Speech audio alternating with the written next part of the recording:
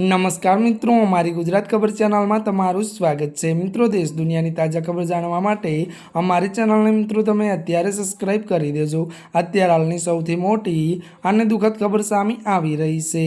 જી આ મિત્રો, આપને જણાવી દઈએ કે વાત કરવામાં આવે તો ત્યારે મિત્રો પીઓજીકેમાં ત્યારે ભારે બબાલ 120 લોકોના મોત। વિગતવાર વાત કરી તો પાકિસ્તાન કબજા હેઠળના જીકેમાં ત્યારે પરિસ્થિતિ વણસી છે। પોલીસ અને સુરક્ષા દળોએ ગોળીબારમાં 120 લોકોના મોત અને 300થી વધુ ઘાયલ થયાના દાવો કર્યો છે।